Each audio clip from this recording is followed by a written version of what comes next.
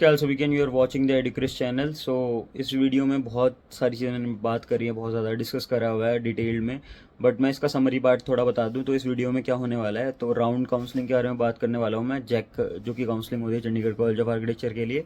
और इसके अंदर बेसिकली मैंने ये बात करी है कि हमारा open category and close category, जो मतलब ओपन और अदर स्टेट वाली कैटेगरी है, तो उनके अंदर क्या क्या फ़र्क है और कितना फ़र्क है। तो अगर मैं बात करूँ यार ओपन कैटेगरी के बारे में ना, तो ओपन कैटेगरी जो कि होम स्टेट वाले हैं, तो उनका क्या है, उनका मैक्सिमम भाई 5,000 तक का रैंक चाहिए उन्हें। मतलब मिनिमम 5,000, मतलब उससे ज़्यादा नहीं होना चाहिए। मतलब पाँच, अगर तुम्हारा 6-7 हज़ार है तो भाई मुश्किल है बहुत ज़्यादा।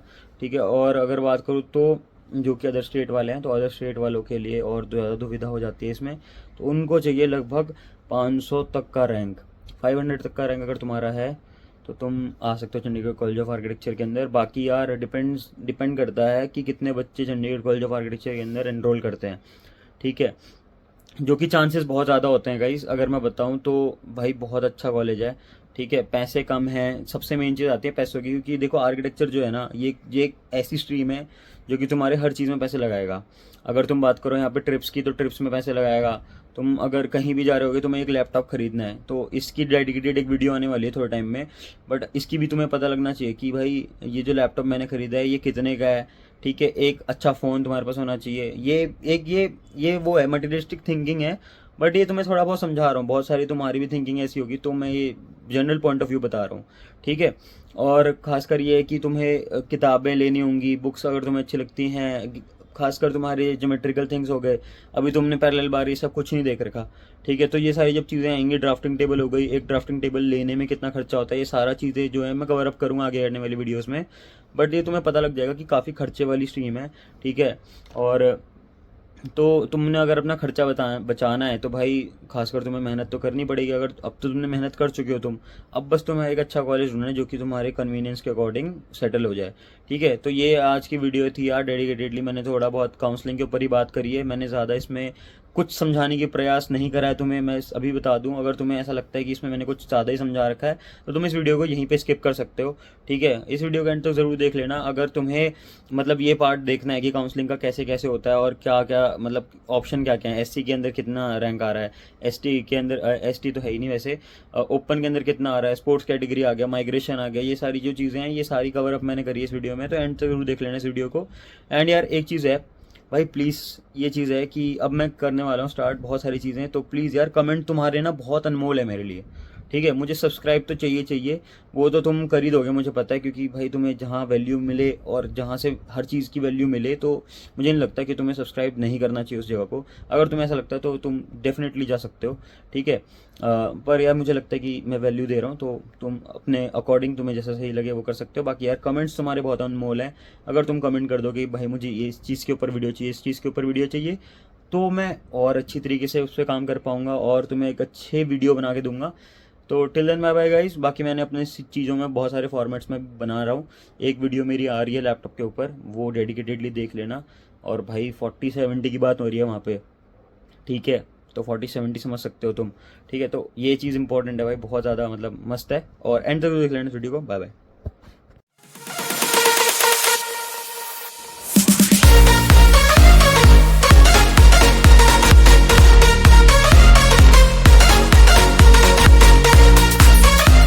सो हेलो गाइस, क्या हाल है सभी। You are watching the Educris channel. So I hope आप सभी ने अभी तक थंबनेल से पता लग ही गया होगा कि आज हम किस चीज़ के बारे में डिस्कस करने वाले हैं। आज हम जानने वाले हैं चंडीगढ़ कॉलेज ऑफ आर्किटेक्चर के बारे में, उसकी काउंसलिंग प्रोसेस, उसका जो भी हमें अभी तक मतलब जो भी आपके थॉट्स हैं ये सब थे, तो आज हम उसे क्लियर करने वाले हैं।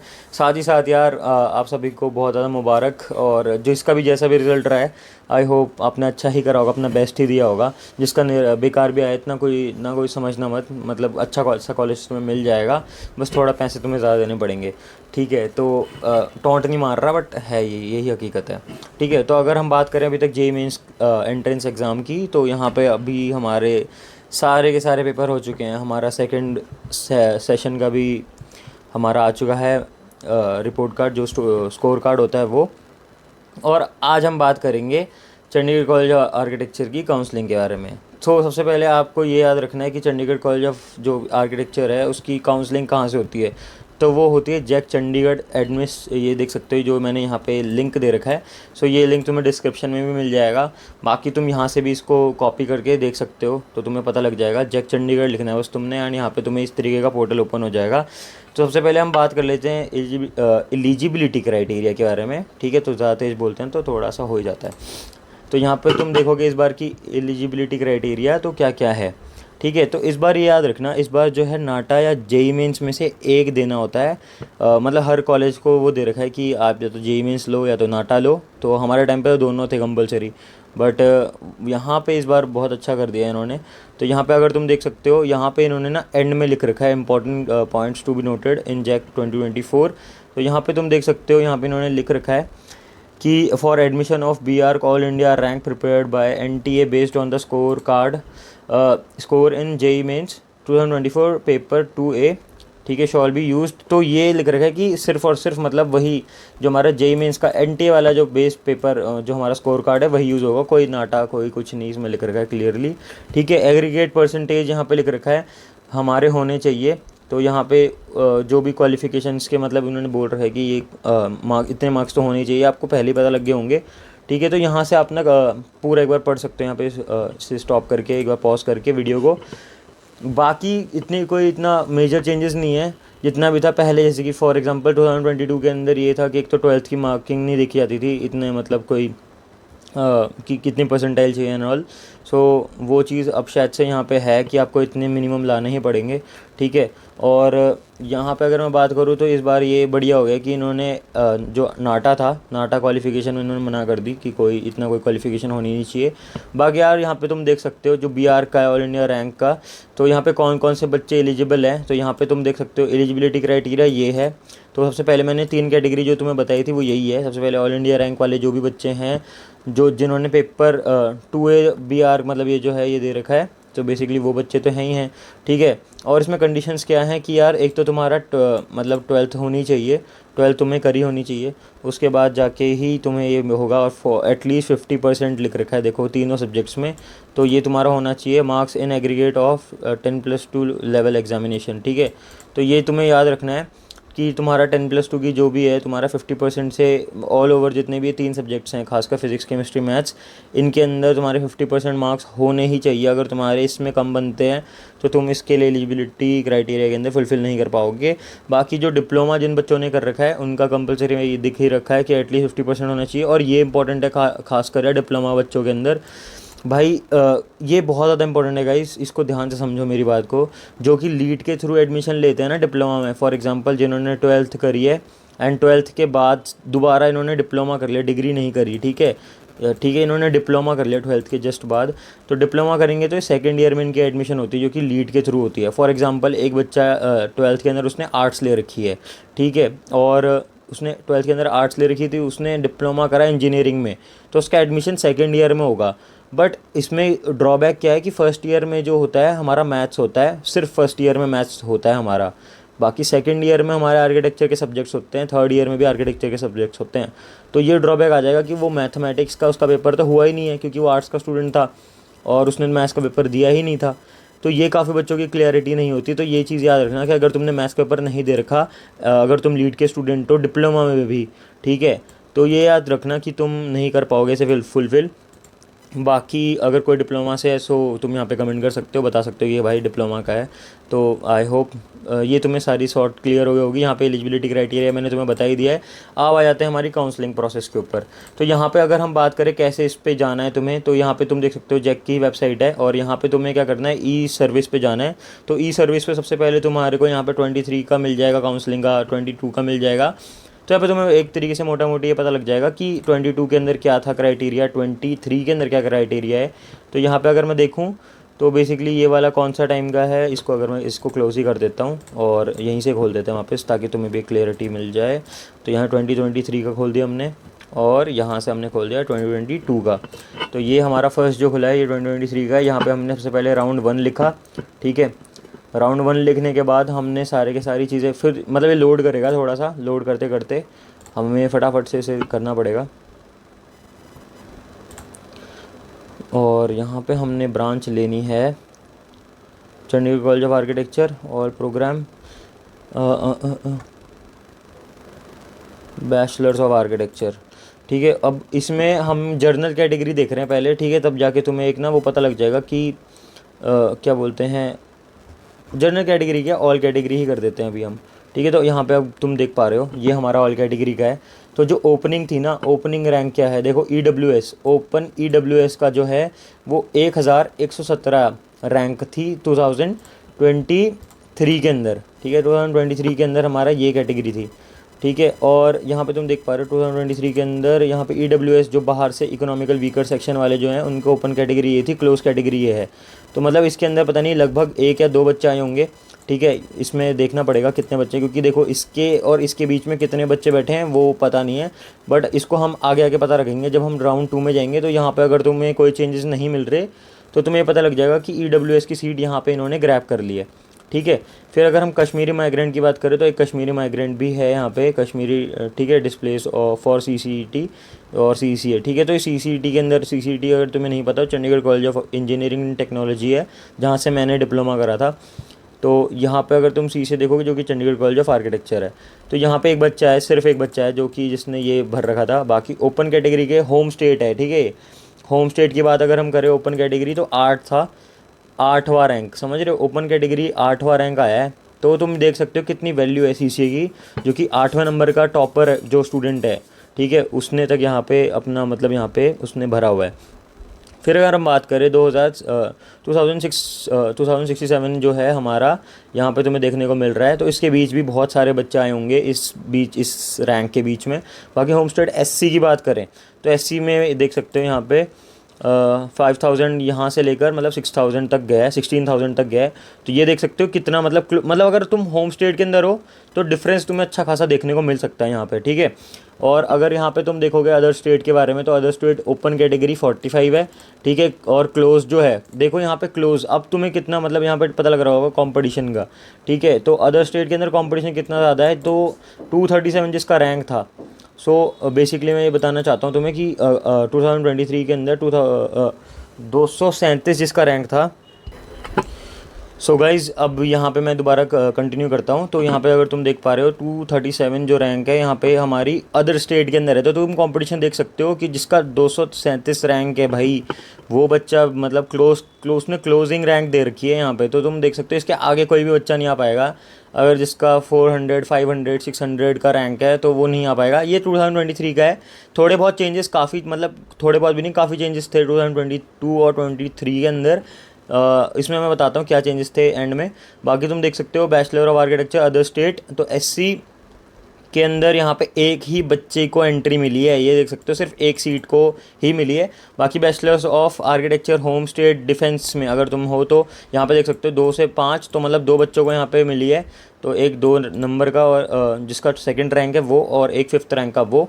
बाकी इसी बच्चे की एक और रैंक मतलब एक और इस पर सीट थी, तो वो थी स्पोर्ट्स कैटेगरी की, तो उसने वो भी ग्रैब कर रखी है यहाँ पे, ठीक है। तो वो ये था कि उसने दोनों की दोनों सीटें ग्रैब कर रखी हैं। और अगर हम बात करें नेक्स्ट की तो हम इसको सेकंड राउंड पे क्लिक कर देते हैं। तो सेकंड राउंड पे हम देखते हैं कि किस तरीके से हमारा और देखने को मिलता है। चंडीगढ़ कॉलेज ऑफ, ये देख सकते हो ऑल इंडिया जो है EWS, जो ओपन EWS है वो एक ही बच्चा आ पाया। अब देखो यहाँ पे, ठीक है। अब पहले के कैटेगरी में दिखाता हूँ, पहले में और अब में डिफरेंस क्या है। तो अगर तुम यहाँ पे देखोगे तो पहले में क्या डिफरेंस था, यहाँ पे सिर्फ 1000 से लेकर 3000 के आसपास समथिंग बच्चे आ रखे हैं। तो इसके अंदर भी 2-3 मतलब लगभग 4-5 बच्चे आ गए होंगे, ठीक है। और टोटल नंबर ऑफ़ सीट्स अगर तुम्हें नहीं पता तो 45 है, वैसे 40 + 4 होती हैं, 44-45 होती हैं। तो डिपेंड करता है कि कितनी सीट्स मतलब रिजर्व्ड हैं। और जैसे कि यहाँ पे क्योंकि जैसे कि कश्मीरी माइग्रेंट है, इनकी सीटें रिजर्व्ड होती हैं सारी की सारी, ठीक है। और सिंगल गर्ल चाइल्ड का भी है इसमें एक सीट, तो वो भी देख सकते हो तुम। बाकी होम स्टेट हो गया, ओपन हो गया, और यहाँ पे तुम्हें दिख जाएगा ओपन कैटेगरी के अंदर होम स्टेट के अंदर यहाँ पे सिर्फ और सिर्फ मतलब 2000 से लेकर स्टार्ट 2000 पे हुआ और 3000 पे एंड भी नहीं हो पाया है। तो तुम यहाँ पे कंपटीशन का गैप देख सकते हो कि कितना मतलब ज़्यादा कंपटीशन है यहाँ पे। होम स्टेट के अंदर अगर हम बात करें तो SC का जो था एक ही बच्चा आ पाया है यहाँ पे, ठीक है। और ये बच्चा देखते हैं अभी हम पहले तो इसे होम स्टेट के अंदर आया ना, तो मतलब इसमें तो अभी हैं सीटें, मतलब SC के अंदर ये वाली सीट यहाँ पे ख़त्म हो चुकी है। सेकेंड राउंड के अंदर राउंड सेकंड के अंदर ये सीट इसने ग्रैब कर ली और ये ख़त्म हो चुकी है यहाँ पे सीट। और यहाँ पे अगर तुम देख पा रहे हो अदर स्टेट के अंदर तो 253 स्टार्ट है और 271 भाई एंड है, ठीक है, क्लोजिंग रैंक। तो यहाँ पे भी तुम डिफरेंस देख पा रहे हो कि इतना कंपटीशन है। अगर हम अदर स्टेट की बात करें तो ये था 2023 का। अब 2023 जो 4 है उसका क्या सीन होने वाला है वो इम्पोर्टेंट आता है, बात आ जाती है कि कितना कंपटीशन था। अगर लेस कम बच्चे होंगे तो कंपटीशन ऑलवेज इंक्रीज भाई, ठीक है। अगर कम बच्चे, जितने कम बच्चे होंगे उतना कंपटीशन बढ़ेगा, ठीक है। और जितने ज़्यादा बच्चे होंगे उतना कंपटीशन कम होगा, ठीक है। क्योंकि ज़्यादा बच्चे क्या होते हैं, ज़्यादा बच्चों में से जितनी ज़्यादा बच्चे, फॉर एग्जांपल अगर 60,000 बच्चों ने पार्टिसिपेशन ले रखी है, मतलब, और पेपर में जो देने पहुँचे हैं वो 45,000 पहुँचे हैं पेपर देने बस। तो जो 15,000 बच्चे हैं वो जो है ना, वो मतलब एक तरीके से बस एक गैप बना दे रहे हैं, ताकि मतलब एक कंपटीशन का गैप बना दे रहे हैं, ठीक है। और उसके बाद क्या हो रहा है, जो 45,000 जो बच्चों ने पेपर दिया है उसमें से भी थोड़े बहुत ऐसे होंगे जो कि जेई मेंस पेपर 1 वाले होंगे, ठीक है, जो कि उधर चले जाएंगे। तो वो रैंक दे के चले जाते हैं, ठीक है, अच्छी खासी, तो वो रैंक बढ़ा देते हैं, ठीक है। तो ये है कि अगर तुम्हारी रैंक ना, इसमें तुम्हें एंड में पता लग ही जाएगा। अगर मैं सीधी सी बात करूँ, राउंड 3 की बात कर देते हैं। तो राउंड 3 की अगर हम बात करें तो यहाँ पे तुम्हें देखने को मिलेगा सिर्फ और सिर्फ एक सीट बची हुई है भाई, सिर्फ एक सीट, और वो भी होम स्टेट की ओपन कैटेगरी की थी। राउंड 3 के अंदर वो भी क्लोज हो चुकी है, सारी सीटें सेकंड राउंड में ले चुके थे जितने भी थे। यहाँ पे तुम्हें अच्छे खासा देखने को मिल सकता है। अब भाई स्पेशल राउंड और स्पॉट राउंड जो होता है उसमें देखते हैं हम क्या कोई आया है या नहीं आया। तो यहाँ पे देख सकते हो, यहाँ पे 2 कैंडिडेट्स आए हैं स्पेशल राउंड में भी, ठीक है। और स्पॉट राउंड में भी अगर हम देखें तो यार ये जो राउंड्स होते हैं ना काफ़ी ज़्यादा इंपॉर्टेंट रोल प्ले करते हैं। और इसमें मैंने ये देखा है, यहाँ पे देख लो, अब तुम कंपटीशन देखो गाइस, मतलब स्पॉट राउंड तक अगर जो बच्चा रुका है, और स्पॉट राउंड ये मत सोचना कि तुम्हारा स्पॉट राउंड ये अभी हो जाएगा। तुम्हारा कॉलेज स्टार्ट हो जाता है गाइस, लिटरली तुम्हारा कॉलेज स्टार्ट हो जाता है, तुम आने लग जाते हो, 1 महीना लगता है इस स्पॉट राउंड तक को चेस करने में, ठीक है। तो ये याद रखना, जो स्पॉट मतलब अगर तुम्हारा इतना रैंक है, जैसे कि देख पा रहे हो यहाँ पे 24,000 के आसपास रैंक दे रखा है, ठीक है। 24,000 वाला बच्चा भी यहाँ पे आ रहा है, और वो एससी कैटेगरी है, बस ये देख रहा है कि जो एससी कैटेगरी का है वो है ये। अगर हम ओपन की बात कर रहे हैं तो यहाँ पे 4,000।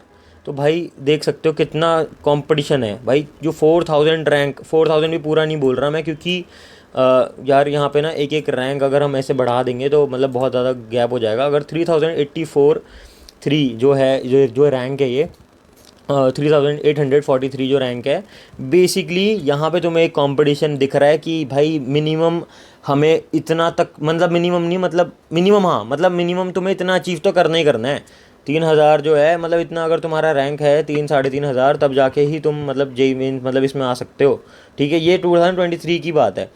अब आ जाते हैं 24 के बारे में, ठीक है। मैं 2022 नहीं दिखाने वाला, तो उसका कोई फ़ायदा भी नहीं है। क्यों नहीं? क्योंकि उस टाइम पे कंपटीशन कम था, ठीक है, मतलब कम इन द सेंस, यहाँ पे अगर मैं बात करता हूँ तो मैं एक बार थोड़ा सा बस ये दिखा दूँ कि स्पेशल राउंड चंडीगढ़, यहाँ पे मैं इसको चेंज करता हूँ फटाफट से, institute Chandigarh college of architecture, and उसके बाद राउंड में सारे दिखा दूंगा। यहाँ पे मैं ये भी सारे नहीं, यहाँ पे ये सारे कर देता हूँ। यहाँ पे थर्ड राउंड स्पेशल राउंड, यहाँ पे देखो, अब यहाँ पे राउंड 1, 2, 3 भी हुआ, फर्स्ट राउंड स्पेशल राउंड हुआ, सेकंड राउंड स्पेशल राउंड हुआ, थर्ड राउंड स्पेशल राउंड हुआ।